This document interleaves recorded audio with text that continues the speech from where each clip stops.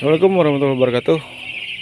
Udah lama nggak upload video. Oke, kali ini kita bahas masalah brooding yang berhasil dan brooding yang tidak berhasil lah. Intinya kita bahas serba-serbi brooding. Seperti yang teman-teman lihat di kondisi di dalam sini, bukan cuma nyebar, tapi banyak ayam yang mengepakkan sayapnya lari ke sana sini. Nah, biasanya itu bukan cuma capaian suhunya yang tepat, bukan cuma capaian udaranya yang cukup. Biasanya kalau kondisi ayam-ayam mengepakkan sayap kayak gitu, biasanya itu karena dia merasa senang. Iya, kalau nggak salah memang itu bahasa tubuh ayam seperti itu. Nah, ngomong-ngomong masalah brooding, kita ini ayam umur 8 hari dan kita memainkan suhu di 29, 28, maksimal 30 derajat. Untuk umur 7 hari, 8 hari udah mulai dia di suhu 29. Kalau biasanya banyak orang di umur-umur segitu masih main di suhu 32, 33, 31 paling rendah. Kemungkinan besar yang masih berada di suhu itu untuk umur 1 minggu lebih, biasanya itu broodingnya belum berhasil. Tanda-tanda brooding yang berhasil, ayam di umur 7 hari dengan suhu 29 itu udah nggak rewel. Dia udah mau nyebar, feed intake-nya bagus, ADG-nya bagus, ya secara otomatis ke FCR-nya juga semakin membaik. Nah, ini contohnya, buktinya. Oke, kita di suhu 29, kelembaban 70, semua blower nyala. Jadi 9 blower nyala, tapi dengan speed yang diatur melalui inverter atau variable speed. Jadi walaupun nyala semua, tidak menimbulkan wind chill efek ke badan, atau ya nggak ketinggian lah anginnya di badan ayam, sehingga walaupun nyala semua itu nggak bikin ayam jadi kedinginan. Brooding yang berhasil harus pas di visual, harus pas di sebarannya, harus pas juga di datanya. Di data itu berupa feed intake, berupa ADG, berupa FCR-nya. Biasanya kan kawan-kawan jarang ada yang menghitung FCR di ayam umur-umur segini. Nah, sebetulnya kita hitung FCR kalau untuk di fase awal itu bukan untuk masalah perhitungan untung rugi, tapi kita hitung FCR, kita hitung ADG, kita hitung feed intake di fase awal ini. Jadi 2 minggu ke bawah itu tujuannya untuk mengontrol atau mengecek kondisi badan si ayam dalam kondisi yang sesuai atau tidak. Nah, karena kalau misalkan di umur-umur segini feed intake-nya tiba-tiba turun, ADG-nya turun, FCR-nya nggak karuan, biasanya itu ada problem di bakterialnya, ada problem juga di pencernaan, ada problem juga di broodingnya yang masih gagal. Umur 7 hari itu sudah seharusnya kuning telur sudah terserap sempurna. Nah, itu ditandai dengan sebaran yang seperti ini. Jadi kalau kuning telur sudah terserap sempurna, ayam mau nyebar rata di suhu 29, 28. Kadang juga kasus-kasus tertentu umur seminggu udah mau di suhu 27, tapi itu jarang. Umumnya sih di 29.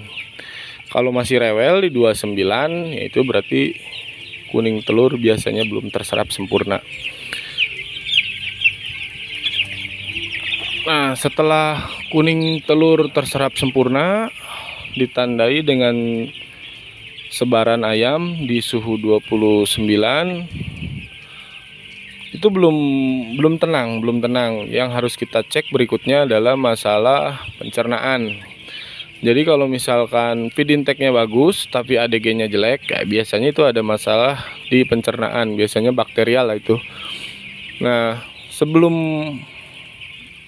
memulai proses brooding, alangkah baiknya kita persiapkan OVK yang tepat, yang kita tujukan untuk masalah pencernaan. Jadi jangan sampai salah OVK.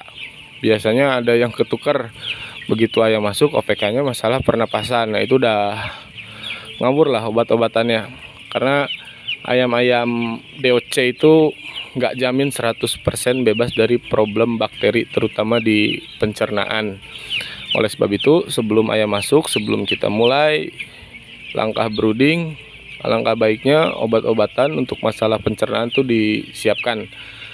Untuk jenisnya sendiri biasanya amoxicillin, itu untuk kerataan, untuk problem di pencernaan lah, bakteri. Biasanya kerataan bobotnya bagus kalau tepat dosisnya si amoxicillin ini. Nah, kalau misalkan OPK tadi udah tepat, setting brooding udah bagus, biasanya feed intake-nya tinggi, ADG-nya juga bagus. FCR mengikutin lah, belum terlalu gimana-gimana. Yang kita fokuskan sebenarnya di ADG sama di feed intake. Jangan sampai feed intake-nya bagus tapi ADG-nya jelek. Nah, itu biasanya yang harus kawan-kawan benahi adalah masalah pencernaan si ayamnya. ADG udah bagus, feed intake udah bagus, sebarannya udah bagus, secara visual udah merata, tapi jangan sampai lengah juga. Bulu ayam harus benar-benar terlihat mengkilap. Nah, karena misalkan kalau sebarannya bagus tapi udaranya kita limit, dalam hitungan beberapa hari bulu ayam akan jadi kusam, sekam jadi lembab, timbul lagi masalah bakterialnya. Jadi masalah bakterial itu walaupun kita udah kasih antisipasi obat pertama, pasti timbul lagi kalau misalkan salah di perawatan. Nah, untuk mengejar suhu brooding jangan terlalu dilimit masalah sirkulasi udara. Karena kalau sirkulasi udaranya terlalu limit, nanti problemnya jadi rubah, jadi problem di pernapasan. Ayam di bawah 15 hari, ayam di bawah 14 hari lah, udah timbul masalah pernapasan itu udah repot. Nanti kita nggak bisa ngomongin untung rugi ternak, karena mempertahankan ayam bisa sampai besar aja tanpa ada kendala di pertumbuhan itu repot. Pokoknya ya jangan sampai di fase-fase awal terkena masalah di pernapasan. Makanya sirkulasi udara juga jangan terlalu ngirit banget. Ya berarti pemanas juga jangan terlalu hemat-hemat banget, karena kalau sampai pemanas terlalu dihemat, otomatis nanti efeknya kita juga bakal menghemat udara. Dengan cara tirai brooding terlalu rapat, settingan blowernya juga terlalu hemat, rusak sistem pernapasan, rusak sekamnya jadi lembab. Nanti problem bakterinya juga nambah dari pernapasan, biasanya ke pencernaan juga, karena ayamnya udah susah untuk nerima makanan. Jadi banyak yang dibahas, tapi tuh hitung-hitung pegangan lah buat fase brooding. Jangan sampai brooding itu terlalu memfokuskan di suhu,